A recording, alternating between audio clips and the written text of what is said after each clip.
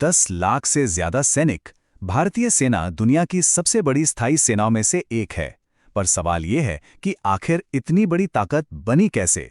आज हम इसी दिलचस्प सफर को समझने वाले हैं, इसके औपनिवेशिक अतीत से लेकर आज की इसकी जबरदस्त शक्ति तक। 12,48,000 सक्रिय सैनिक। जरा इस आंकड़े के बारे में सोचिए। ये संख्या दुनिया के कई देशों के बड़े बड़े शहरों की कुल आबादी से भी ज्यादा है। सिर्फ ये एक नंबर ही भारतीय सेना के विशाल पैमाने और इसकी जबरदस्त मैनपावर को दिखाता है। तो यहाँ सबसे बड़ा सवाल यही उठता है, आखिर इतनी विशाल और इतने पेचीदा इतिहास वाली फौज को बनाया कैसे जाता है? इसे समझने के लिए हमें थोड़ा पीछे इतिहास के पन्नों में जाना होगा। आज की मॉडर्न इंडियन आर्मी की जड़ें एक ऐसी जगह पर हैं जिसके बारे में शायद बहुत लोग नहीं सोचते, यानी कि ब्रिटिश राज में। जी हाँ, एक विदेशी साम्राज्य के शासन में ही उस सेना की नींव रखी गई जिसे हम आज जानते हैं। और यहीं पर एक बहुत बड़ा विरोधाभास देखने को मिलता है। देखिए, अंग्रेजों को स्थानीय आबादी पर बिल्कुल भरोसा नहीं था, लेकिन इतने बड़े देश पर कब्जा बनाए रखने के लिए उन्हें सैनिकों की जरूरत तो थी ही। तो उनका हल क्या था? उन्होंने ईस्ट इंडिया कंपनी के तहत देशी सेनाएं बनाई। मतलब ब्रिटिश शासन को लागू करने के लिए भारतीयों का ही इस्तेमाल किया गया। ये टाइमलाइन इसके पूरे विकास को दिखाती है। शुरुआत हुई 1800 के दशक में कंपनी की सेनाओं से, फिर 1895 में जाकर ब्रिटिश इंडियन आर्मी का औपचारिक गठन हुआ। 1930 के दशक तक एक धीमी प्रक्रिया शुरू हुई जिसे भारतीकरण कहते हैं, यानी अफसरों के पदों पर भारतीयों को लाना। लेकिन असली और सबसे बड़ा बदलाव तो द्वितीय विश्व युद्ध के बाद आज़ादी और विभाजन के साथ आया। और ये समझना बहुत ज़रूरी है कि उस समय सेना का मकसद बाहरी दुश्मनों से देश को बचाना नहीं था। इसका मुख्य काम था इंटरनल सिक्योरिटी, यानी विद्रोहों को कुचलना और भारत की विशाल आबादी पर साम्राज्य का नियंत्रण बनाए रखना। कह सकते हैं कि ये एक तरह से शाही पुलिस फोर्स की तरह काम कर रही थी। लेकिन फिर आया साल 1947 और सब कुछ बदल गया। आज़ादी के साथ जिस सेना ने कभी एक साम्राज्य की सेवा की थी, वो अब एक नए आज़ाद राष्ट्र की रक्षक बन गई। उसकी वफादारी, उसका मकसद, सब कुछ पूरी तरह से बदल गया। और इस ऐतिहासिक बदलाव का प्रतीक बने एक शख्स, लेफ्टिनेंट जनरल के.एम. करियप्पा। जब उन्होंने पहले भारतीय कमांडर इन चीफ के तौर पर पद संभाला तो वो एक बहुत ही निर्णायक पल था। ये पल ब्रिटिश हाथों से भारतीय हाथों में सैन्य शक्ति के आने का प्रतीक था।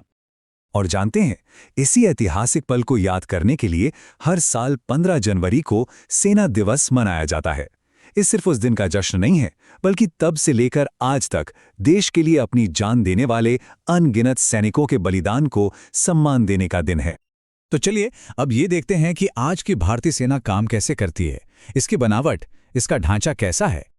देखिए, इतनी बड़ी सेना को असरदार तरीके से चलाने के लिए अनुशासन सबसे जरूरी है। और वो अनुशासन आता है एक बिल्कुल साफ हायरार्की से, जिसे कहते हैं चेन ऑफ कमांड या कमान की श्रृंखला। तो इस चेन में सबसे ऊपर है भारत के राष्ट्रपति, जो तीनों सशस्त्र बलों के सुप्रीम कमांडर होते हैं। उनके नीचे सरकार और रक्षा मंत्री का नागरिक नियंत्रण होता है। और फिर आते हैं सेना के पेशेवर प्रमुख, यानी chief of the army staff. सेना की कुल ताकत वाकई में बहुत जबरदस्त है।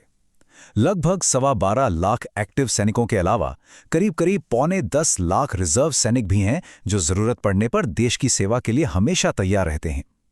ये दोनों मिलकर इसे दुनिया की सबसे बड़ी लड़ाकू सेनाओं में से एक बनाते हैं। अब इतनी बड़ी सेना को संभालने के लिए इसे 7 कमांड में बांटा गया है। इनमें से 6 ऑपरेशनल कमांड है, जो देश के अलग अलग हिस्सों में फैली हैं, जैसे कि हमारी संवेदनशील सीमाओं की निगरानी करने वाली उत्तरी कमांड। और जो 7वीं कमांड है, वो है आर्मी ट्रेनिंग कमांड, जो ट्रेनिंग और रणनीति बनाने के लिए जिम्मेदार है। तो ये तो हुई बनावट की बात, लेकिन अब आते हैं सेना के असली काम पर, उसके मिशन पर। भारतीय सेना का जो मिशन है, वो मुख्य रूप से 3 बड़े स्तंभों पर टिका हुआ है, जो इसकी पूरी भूमिका को साफ साफ बताते हैं। पहला और सबसे अहम काम है बाहरी खतरों से देश की सीमाओं को सुरक्षित रखना। दूसरा है आंतरिक सुरक्षा, यानी देश के अंदर उग्रवाद और आतंकवाद से लड़ना।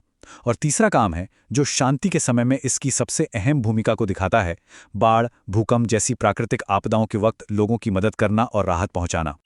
सेना के इस पहले और सबसे जरूरी मिशन का एक बहुत बड़ा इम्तिहान था 1999 का कारगिल युद्ध। ये तब शुरू हुआ जब पाकिस्तानी सैनिकों ने धोखे से कारगिल की ऊंची बर्फीली चोटियों पर कब्जा कर लिया था। भारत का जवाब था ऑपरेशन विजय।